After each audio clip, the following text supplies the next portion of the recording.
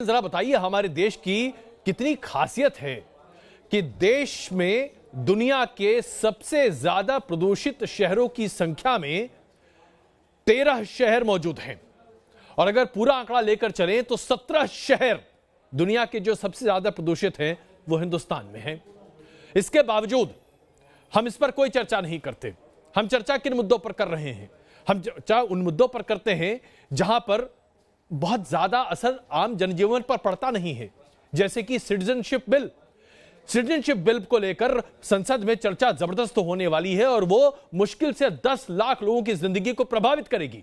लेकिन बढ़ता प्रदूषण, गंदा पानी, तमाम असुविधा करोड़ों लोगों की जिंदगी के साथ खिलवाड़ है। इस पर क्या संसद में एक भी दिन या यूं कहें 1 घंटे भी चर्चा होगी? देख लीजिएगा आप। संसद के शीत सत्र का आगाज गर्म अंदाज में हुआ। सदन में विपक्ष पर हमला बंद करो के नारे गूंजे। सारे सदन के लिए कह रहा हूं कि हम एनसीपी बीजेडी दोनों ने जो ये बहुत उत्तम तरीके से इन चीज को डिसिप्लिन फॉलो किया, ये कभी न कभी इसकी चर्चा भी होनी चाहिए। लोकसभा में कश्मीरी नेताओं की हिरासत और गांधी परिवार की सुरक्षा घटाने को कांग्रेस ने मुद्दा बनाया और मांग की कि नेशनल कॉन्फ्रेंस के फारूक अब्दुल्ला सदन में आए। 8 दिन बीत रहे हैं, अभी भी फारूक अब्दुल्ला साहब हिरासत में है। ये क्या जुल्म हो रहा है, ये क्या अन्याय हो रहा है। सदन में सत्र के पहले ही दिन आर्थिक मंदी का मुद्दा भी उठा। ये मानने को तैयार है कि देश आर्थिक मंदी से गुजर रहा है, क्योंकि सरकार कुछ और आंकड़े दे रही है, जो रियलिटी में कुछ और है। माननीय अध्यक्ष जी, पहले तो मैं कह दूं कि 5% स्लंप नहीं है। विकास दर क्या है शायद वो कहना चाहते होंगे। तो राज्यसभा में पीएम मोदी ने पवार की पार्टी की तारीफ कर एक तीर से बहुत कुछ साधने की कोशिश की।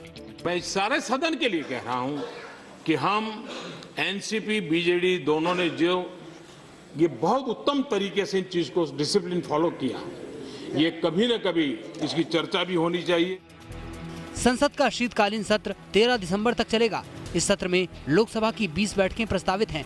इस सत्र में सरकार 27 नए बिल और 2 नए अध्यादेश लाएगी, जिनमें राम मंदिर निर्माण के लिए ट्रस्ट बनाने, कॉमन सिविल कोड, नागरिकता संशोधन और ई सिगरेट विधेयक को भी पेश कर सकती है।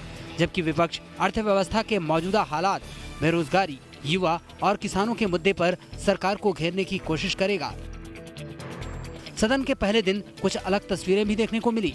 सदन के बाहर पीडीपी सांसद कश्मीर से आर्टिकल 370 हटाए जाने का विरोध कर रहे थे, तो गुजरात से बीजेपी सांसद मनसुख मांडविया साइकिल से सदन पहुंचे। वहीं केंद्रीय मंत्री प्रकाश जावड़ेकर इलेक्ट्रिक कार से सदन पहुंचे और दिया पर्यावरण बचाने का संदेश।